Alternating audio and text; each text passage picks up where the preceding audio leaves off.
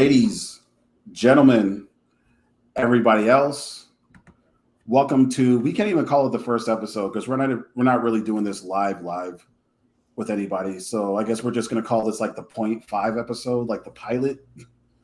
Welcome to the Nxt Up Fantasy Show. Introducing ourselves, my name is Will. And introducing also that's going to be part of this crew is first off, it's going to be call him Mr. Jack of all trades. Call him Mr. Scatterbrain. Call him whatever the hell you want. It's my man, Manny. Manny, how's it going? Good. How are you? Doing all right. Doing all right. I'm glad that you were able to get on the show and much enjoy this fun that we're going to have today. So thanks for hopping on with me, man. Yeah, no problem. I heard that you just wanted me on to watch the game behind me, so I'm here. And he's not lying with that. There's no lie in that. Yeah. Second up is one of my oldest friends for many years. We've just gone through a lot, and then we just so happen to still be fans of football. So my man, the one and only Mike Thesis. Mike, how's it going? Yes, sir. I'm here, man. Feeling great. I'm pleased to be with you guys. We've been planning this for a while, so it's kind of cool to be here. And also have also a Dallas fan caption that is true. I'm here, but I'll try to be a little more, partial, and I won't talk about Dallas all the time. I'll try. I have a feeling that you're gonna wear that out. Yeah. You both are. Both of you guys being Dallas fans. I don't know how I personally got into all this, but I just decided to do it and just say why not. And see, as you can see right here, I'm not a Dallas fan, so I don't know what to tell you guys. So today we're pretty much doing the show during the NFL Hall of Fame game, which right now the Raiders are up 6-0. And one of the more unfortunate parts about this is, and something I was talking to Mike about, was the fact that, both Travis Etienne and Trevor Lawrence aren't even playing today, like at all. Like usually there's like one or two rounds that they go, but like they just said, nah, we're gonna keep you on the sidelines, just enjoy the game, have some snacks. So right now, like that actually can go to, and I just wanted to see how Etienne was gonna play specifically. So that goes to one of the first questions that I actually have when it comes to fantasy in general. Like, who do you like this year that people are barely talking about? So like we have like a lot of people that are being talked about being like pressed up as far as like being next up as far as doing solid this year. So like give me someone that barely anybody is talking about. Let's go ahead and start off with I'm gonna go with Mike first. Mike, who do you got? Well, I don't know if anybody's talking about it, but personally, I'm really, really big on Kadarius Toney. I think he's going to have a great year. The dude is explosive. He's kind of like Tyreek Hill light, but the one thing that's going to be a problem with that is Daniel Jones, and seeing what Daniel Jones can do. But I do think this guy's talent level makes him special enough that he can probably even overcome that. They could use him out of the backfield if they wanted to a little bit. They could use him on different assortment of routes. When he did play last year, he's super explosive, but injury is going to be the problem. So barring injury, I really like Kadarius Toney to have a breakout year. I actually agree with that. Kadarius Toney, he's not being mentioned too much, probably because of the fact of like him being on the Giants.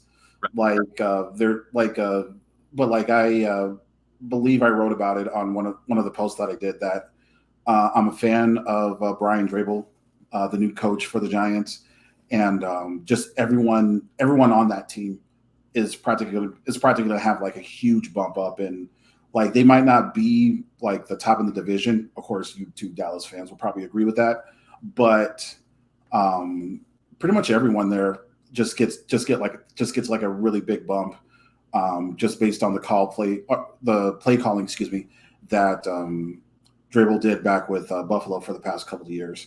So totally agree with that. Manny, who do you got? I have a Jet. I have Elijah Moore, which I think he's going to be a breakout. He was injured twice last year, right? But when he was playing, he was like top 10 receiver, and he kind of went like no one was really talking about him when he was playing. Towards the back end, people started to realize Elijah Morris could be a top receiver in the league. So, I would say Elijah Moore, but I also have two. Another one that he was a high running back coming into the league. He's had injuries like back to back years, but they've all been different injuries, and that's Barkley for the Giants. Yep. So I think him as well. When you look at the reports and like Doc, I look at kind of like the doctor reports like that do fantasy. They say that these injuries are just unlucky. They're not like injury that kind of consists. Like if you had like an ankle injury and it keeps becoming worse and worse, these are just like accidents. I mean, one of the incidents was he stepped on someone's shoe. Right. So if he stays healthy, this guy's going to be a top running back, and he's going at like the second round right now. So do you feel that Barkley, and it's good that we talk, weird enough, we have two Dallas fans talking about two Giants. So that's awkward, hella awkward. So my question is, do you feel that with Barkley going into the second round right now, do you think that he can like earn his way? Because there's a lot of talent. Like that's in the first round. Do you feel that he could be bumped up into the first round eventually? So what I could see happening, and you could get a steal, is what like some of my drafts that I'm going in, I'm going to pick up a wide receiver first round because I know the back end in the second round I could get Barkley and potentially be better than the people that are in the like Austin Eckler. Barkley could easily be better than Austin Eckler if you're doing like a standard league. PPR is a different story, right? But you can manipulate the draft if you're on the back end and get like Devontae Adams and Barkley and stack those two up, and then you're all set. So that's kind of my play if I'm like towards the end of the pack in the first round. Okay, and like I said, pretty much everyone on the Giants has a nice bump up because of the play calling that Drabel's going to bring to the Giants. So I like that pick. I actually like Elijah Moore just as much. Had a really nice streak the past couple of weeks of the season before he got hurt. I totally 100% agree with Elijah Moore and Saquon Barkley. Saquon is probably a little bit less of an agreement, but I do like the pick. Yeah, well, isn't Elijah Moore he's like wide receiver 30-some, like 34. Like it's ridiculous, and he's like averaging like top 10 stats. So and that's probably the beauty part about it. Like he can end up being like a decent flex play if you really need him. He with the possible bump of getting into like the wide receiver 2 range, maybe. But generally as long as Zach Wilson is pretty much feeding him and not feeding people's moms, then we're going to be okay. So that's my general thought about that. So for my personal pick, I ended up picking up, and I talked about him multiple times on our show during the playoffs. It's Ramondre Stevenson. Pretty much the biggest bottom line with Ramondre Stevenson is he's a pass catcher. He's really solid when it comes to rushing as well. And with the type of plays that are expected now with the Patriots, with a much better version of Mac Jones coming out this year, they're pretty much going to look at Damian Harris and just say, you know what, maybe Damian is not the guy that we really want him to be or to be added with Mac Jones. So the very first thought I had as far as like this topic was definitely Ramondre Stevenson. He's a second year. And just the way that he moves, like it's fantastic. He was able to show his chops in one of the games where Damian Harris was out. But I think generally, again, the overall thought process is Damian Harris, you're more of a bruiser, kind of like a Frank Gore-esque player, but we need more. We need someone that's a lot more diverse when it comes to running backs. And I just feel that Ramondre Stevenson is the guy that becomes next up, like the name of the show. So that's pretty much my thought on that. And this next topic I actually like just as much. So let's go ahead and hop into it. There's a lot of players that we just have a beef with, and that's probably because of what happened to them previously. That could be based on, I don't know, like a bet that they made you lose. Example. So I'm just curious to know. Let's go ahead and go to Manny this time. And question here, bam. Who are you not drafting at all in any leagues this year? Well, first, I'm not drafting Tim Patrick because he tore his ACL. I appreciate that. So don't draft Tim Patrick. He won't be on my roster. But in seriousness, I'm not drafting Kyle Pitts. He's going way too high. Yes, he's a stud tight end. But you could get value towards the end with Dalton Schultz. Cowboys, go Cowboys. You could the first one. I'm not surprised.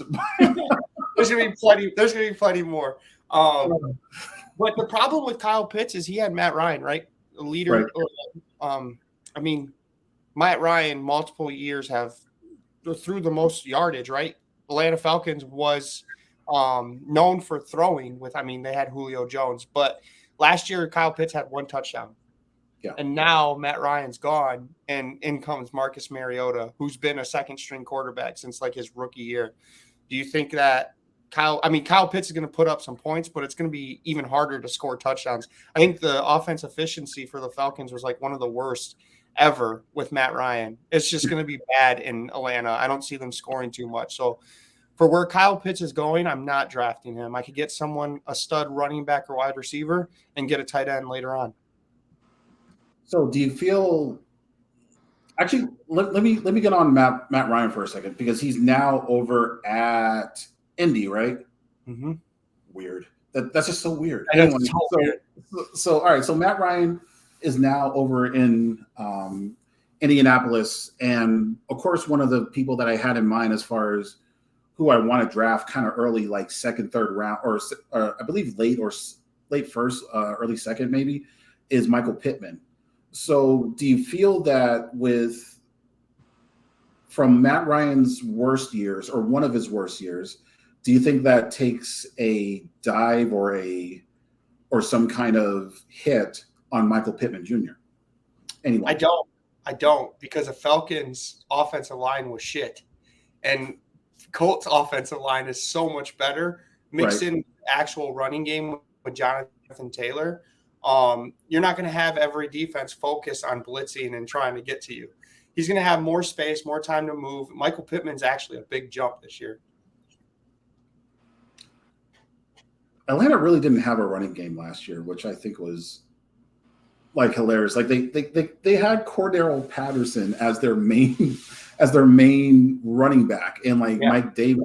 And Mike Davis was there last year, right? Or was that no, that was the year before. Oh, he was there. He was there last year? Oh, okay. I thought he was in. Sorry, I thought he was. Okay, yeah. So, yeah, you would have thought that they would have got a running back, like a decent one this year. Maybe they did, and I just don't know who it is. Until then, it's still Mike Davis, which is still, what the hell. So enough about Atlanta, because that's not who we're talking about anymore right now. But Kyle Pitts is a good answer. Mike T, who do we have for you? Okay, man. I'm staying clear away from Christian McCaffrey. I'm sorry. Been burned too many times in the past. This could be something personal, just for me. I love the athlete. I think he's super explosive. He's a great player, but you can't trust the guy to stay healthy.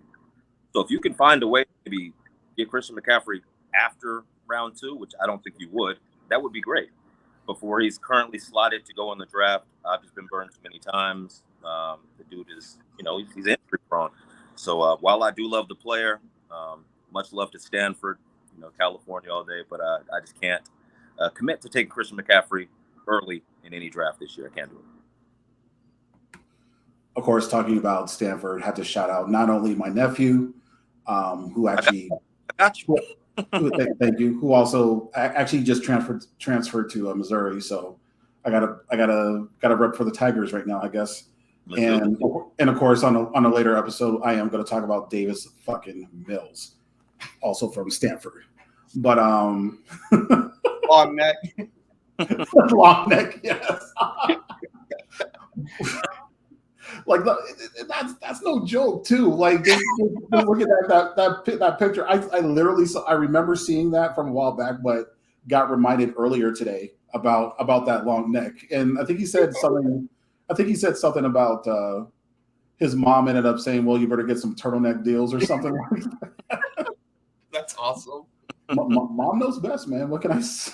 Yeah. I have a question. I do have a question, Mike. So Christian McCaffrey's actually like ADP's like second overall, which is insane. Yeah. So say you're the second pick, and Jonathan Taylor's off the board. You would feel more comfortable with Derrick Henry with his recent injuries than Christian McCaffrey because they're both kind of the same, and he's going number 3. Right. So it seems like a tough spot to be like drafting 2 this year. I would, just because it doesn't seem like Derrick Henry gets hurt every year, So, but that is a tough spot to be in, and I know somebody. Well, I don't want to give me spoilers, but yeah, I would take Derrick Henry over. Okay. Yeah. Gee, I wonder what he's talking about.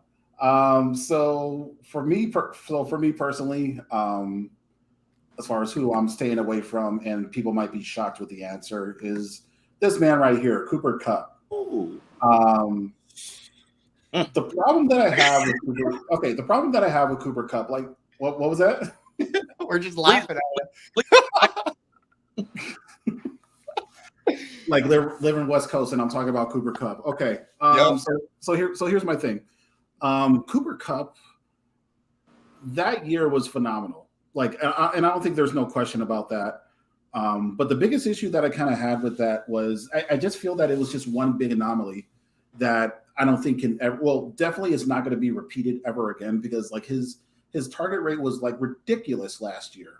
It was anywhere between like probably to the low, like 23-24% to as high as like 45, maybe even 50%. I think a lot of that had to do with them not having the running back that they wanted all year. Cam Akers was injured a lot, and then from there, Robert Woods ended up getting hurt. The Raiders just scored a touchdown on the game. And as far as who else they had, like, yeah, sure, they had OBJ, but OBJ was still fresh and brand new when he ended up being a part of the Rams. Like, first of all, congratulations that he actually got a Super Bowl. Don't know where he's playing this year, but, all the best for you, OBJ. But as far as Cooper Kupp, like, they're a little bit more diverse this year. And it kind of seemed like that Stafford didn't have any other choice but to pretty much go to Cooper Kupp all those times. So you have Cam Akers back. There's a likely chance that defenders are going to actually look more towards Cooper Kupp's way this year. And I think I already said it before, but Cam Akers is back, and he looks a lot healthier. So there's going to be more rushing opportunities this go around. So the thing is, like, his volume is not going to be there as much as it was the previous year. So that being said, like, they expect, or people who are drafting are going to expect him to be like the main anchor of the team. But I don't think he's going to be as much as he was last year. I mean, like I said, Cam Akers is back. More expectation for Cooper Kupp, and Allen Robinson got added on, which I think is actually a very interesting sleeper. Like, if you can get him late in the rounds. I'm a fan of Allen Robinson, not because of just him being in Chicago, just he's a damn good player.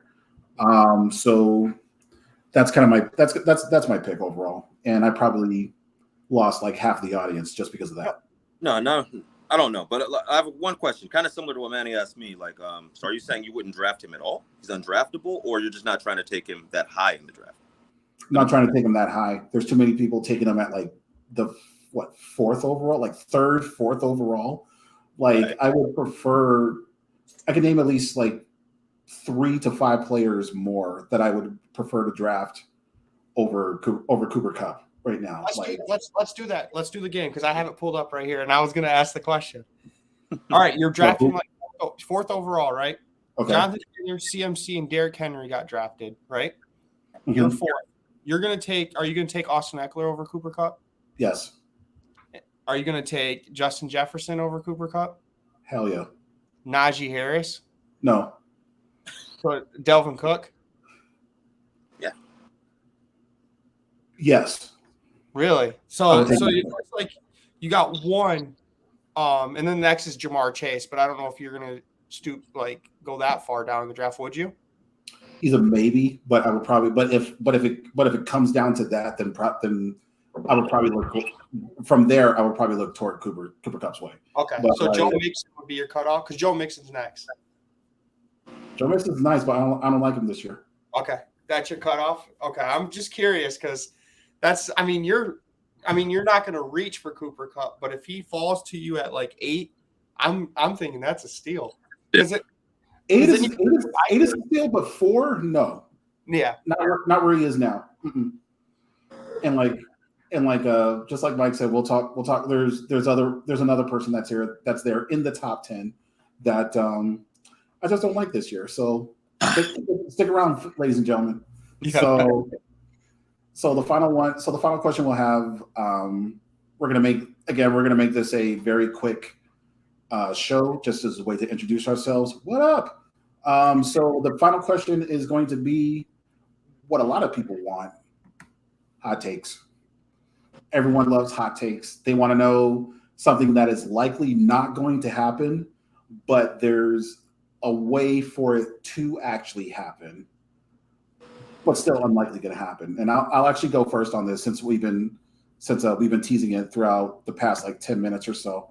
So first one is Derrick Henry's not going to be a top 10 running back in fantasy.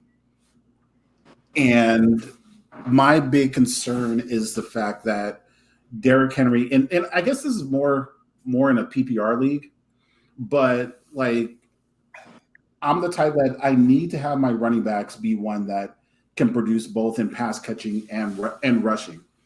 And Derrick Henry never fit the bill until like barely last year. He started doing some pass catching, which I was super surprised about. And then there was the time he even threw a touchdown to somebody. I saw one of my fantasy teams that had him, and then when I saw that he had a passing touch, and I was like, wait, what? So my mans can throw too, but I don't really feel the hype for Tennessee this year. Even with the new rookie that they traded away pretty much for AJ Brown, which I thought was a terrible trade, to be honest. Robert Woods, I believe, is added on there now, and I just don't think Ryan Tannehill. And I don't think Ryan Tannehill is that quarterback. Let's just call it what it is. And on top of all that, the defense is mediocre to me in Tennessee. And because of that, there's not going to be as much rushing availability for Derrick Henry to have enough carries to pretty much to get into the top 10, because there's going to be other running backs that's going to have the pass catching availability as well as the rushing, like a Austin Eckler, I'm not going to say he's going to do better, but like a Miles Sanders. Like players like those are probably going to likely have better opportunities than what Derrick Henry is going to do. So that's my hot take for the year. Derrick Henry's not going to be a top 10 fantasy running back this year. I like it because I could see him get it. Like I was telling Mike, I could see him getting injured, and if he has like a concussion or any type of leg injuries, out, and that's going to take him out of the top 10 right there. And I don't want to rely on the injury. I'm just I just don't see anyone stopping him if he's healthy. That dude's a monster. Yeah, he's a monster truck. I'm not going to lie about that. So who do we got for your hot take? I'm going to go with Mike. All right. So mine on this one is my hot take, which probably, I'm just going to say it's going to happen. All right, Travis Etienne, if I said his name right, I believe he will be a top 10 running back as long as volume is there.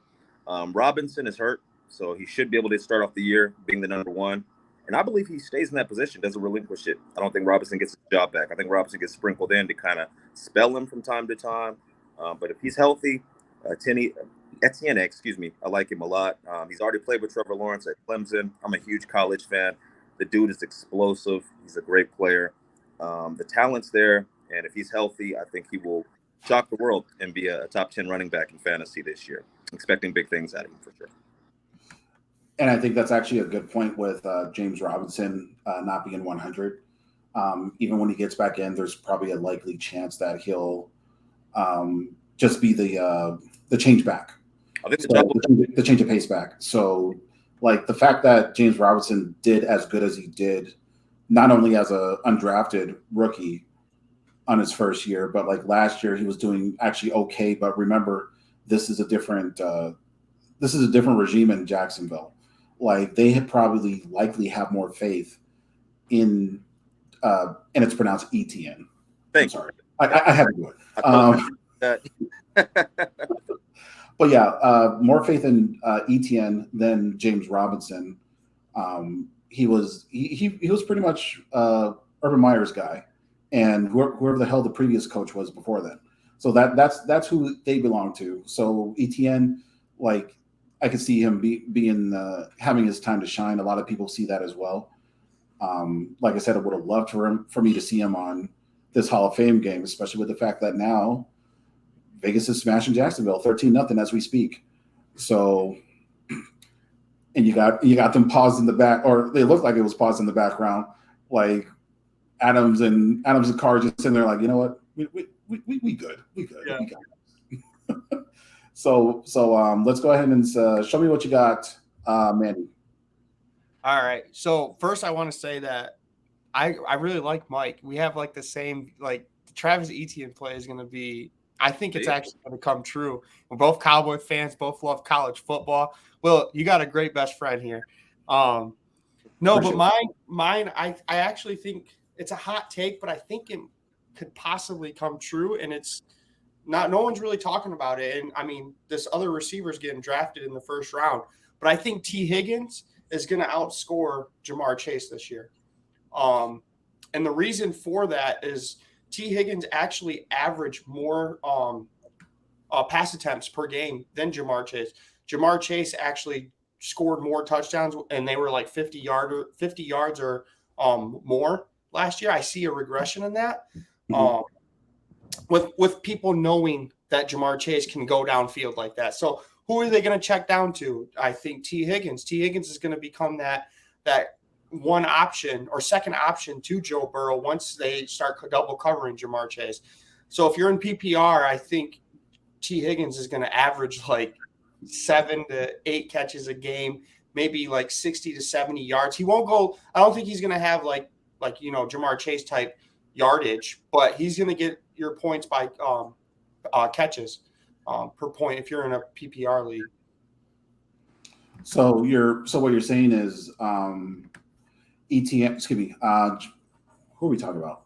T. Higgins. So you're saying T. Higgins is going to be more of a yardage guy versus do you think he'll be more of a yardage guy versus a pass catching guy? So like he's going to have more yards after catch and things like that. So that's like you know how San Francisco kind of utilized Deebo Samuel. It wasn't like the deep game. It was like the short passes. I mean, T. Higgins is a big dude. Right. And he's going to have those yards after catches. And I think a lot of people are going to tune in on Jamar Chase this year.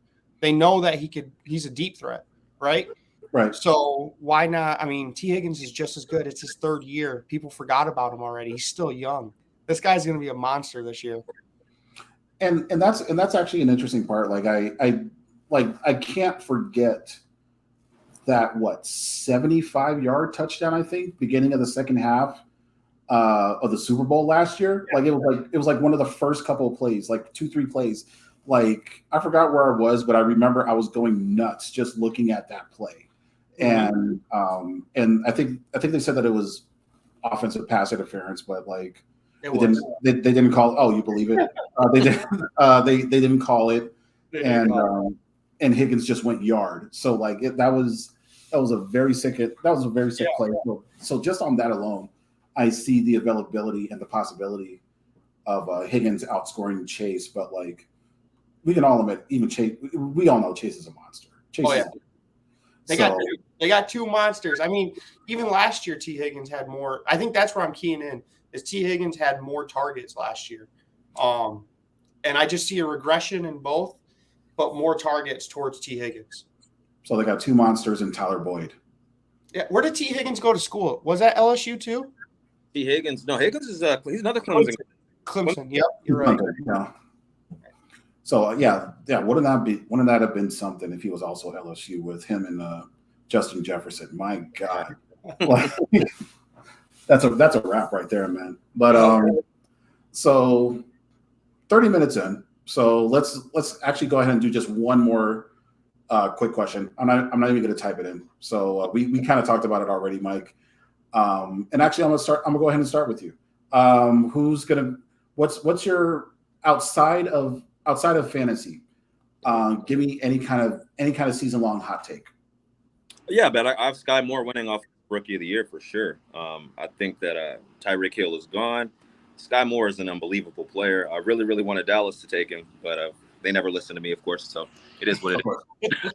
but no, I just think that he's really, really explosive. He's great hands, and I think with Mahomes, and Kelsey to take something. Kelsey's going to be the focal point, so I don't even think he'll be facing a lot of double coverage or anything like that. They also have Schuster there, so I think teams will be primed to kind of stop J.J. Schuster at onset until they kind of realize how much of a monster Sky Moore is. But I could honestly see Sky Moore, and this is going to sound crazy, but I could see him having probably possibly having more than 80 receptions, over 1,000 yards, a couple touchdowns. I mean, the kid is explosive, electric. I really like that to win Offensive Rookie of the Year. So it's funny that you actually even said that as your hot take because first of all, I like Sky Moore too. With Sky Moore being in the system that he is in, he has all the opportunity, and I think that's sometimes for rookies that's what's more important than anything, like the actual opportunity. So that being said, my personal hot take, and when I first told Mike about it, he was a bit surprised, but like I at least I got some backup to at least support it. So my hot take is Kansas City will be the worst team in the AFC West. I don't care. I'm saying it, and here's my explanation. First of all, I think everyone is hanging on too much as far as what Patrick Mahomes did for the past couple of years. Not saying that he's a bad player, but I think that more and more teams are starting to actually recognize what he does as far as on the field and how he plays and things like that. So there's a combination of that. Travis Kelce, I feel, is likely going to be double teamed since he's like the main 100% target guy now. Who gets the huge bump anyway from Patrick Mahomes. Juju Smith-Schuster, I never liked him as a wide receiver one. And by that, I mean he was better as like the second banana to Antonio Brown when he tried to get it done by himself. Like it just didn't work that well. But that could have also been because of Ben Roethlisberger. And from there, now he has a chance to actually try to get it done by himself, but I still feel that Juju is not exactly the greatest Tyreek Hill replacement. The defense has always been one of the worst, always constantly getting scored on. They were bottom 5 last year in sacks. I think they had a terrible sack amount last year. And the running game, which I really wish Clyde Edwards-Helaire would actually be solid in. Sometimes it just seems like that he's losing more and more control of being the head back over there, and because of that, I can't trust the running back game overall. So and it really doesn't help that everyone in the rest of the division literally stepped up. So the Chargers was already a team that looks dangerous already. So now they have experience together, so they're more dangerous. Denver got an upgrade in Russell Wilson. They just don't have Tim Patrick. Sorry, Manny. And the Raiders as I'm watching them, and the Raiders, they improved in both defense and offense with the multiple additions that they had this year, and of course everyone's looking at Devontae Adams, but I have some thoughts about Adams, but we're not going to talk about that right now. But overall, in the end, like I feel that Kansas City didn't really do enough to change their game overall. So because of that, I feel that like overall, yes, I think that they can end up being like they'll still be a 500 team over 500. Like, but I can see them. I can see a path in them being able to lose enough to the point where they're the bottom of the AFC West. I have something, Mike. You want to do a bet with Will? Let's do a bet. So if Kansas City takes last, I will do the Corvette dance. But if Kansas City takes first, you have to do the Corvette. First of all, I have no idea what the hell that is. The juju dance that he does on the 50-yard line before every game, and I'll show you it. You just got to do it. I'm gonna break myself doing that. We gotta do a episode. Okay, wait. Hold on. So you're saying that Kansas City has to be first? Yes. For me to win. So if they're second or third, it's a push. Yep. If they are last, that you do the Corvette, whatever the hell that's called. Okay. Yeah, Mike, you know what I'm talking about? I know exactly what you're talking about. Okay, so Will's gonna have to do that dance because Chiefs are gonna take first place. I just think it'd be fun. It'd be fun to react and do that kind of stuff, like betting and kind of fun. I feel old not even knowing what that is. Yeah, I'll show you. I'll show you what. I'll Google it. I'll TikTok it. Whatever the hell that needs to be done. I hate you, Manny. All right. So what's your? So that being said, what's your take, Manny? What do you got? Real life football. What do you got? So it might be surprising. It might be because I'm a Michigan State grad, but Vikings are gonna win the AFC North, and it's just because of Devontae Adams leaving Packers. Aaron Rodgers doesn't have a number one receiver. I just think they digress with Aaron Rodgers. He's a year older. And with the Vikings, they got a new coach, the offensive coordinator for the Rams, Keith O'Connor. So they got a new mindset. They have Justin Jefferson, Adam Thielen, Delvin Cook. They have the pieces to easily beat Green Bay and easily beat the Bears and the Lions. The Lions and the Bears are kind of getting there, but not quite. But I think the Vikings, it's their year this year in the AFC North. Yeah, let's call it what it is. I don't think the Bears do anything this year. I love Justin. Like I love Justin Fields. Actually, I want him to do great, but I just can't. I can't see a pathway of them doing good. Detroit, on the other hand, has the availability. They. But firing Nagy is the right direction. So that's where I was getting at. Yes. No, that's 100% fair. Like, yeah, that was a start. And that's kind of the thing. And I kind of feel that same way how I was talking about with ETN and James Robinson. I feel the same way about Khalil Herbert and David Montgomery. Yep. Like Herbert seems like he's going to be more the guy that the Bears want to pay attention to. But David Montgomery, as good as he is, I don't think that he's going to end up being like that guy anymore. So like, I think this is his last year of his contract. He's gone, and they may end up focusing more on Khalil Herbert. So that's just my thought. Kind of the same way with I could kind of also see that being the reason why Allen Robinson may have left, and now we got Darnell Mooney as like the top guy, which is still kind of weird to think of. Yep. But no, I can see I can actually definitely see that as far as the Vikings. The Vikings are to be dangerous this year. Like what was that? I said Kirk Cousins. Yes, he struggles on primetime games, but I mean he's decent. He's a decent quarterback with the weapons he has. Yeah, Kirk Cousins has like all the weapons necessary to to get to where he needs to be. Of course, Justin Jefferson, Adam Thielen, though he's on a decline, but he's still decent. Yeah.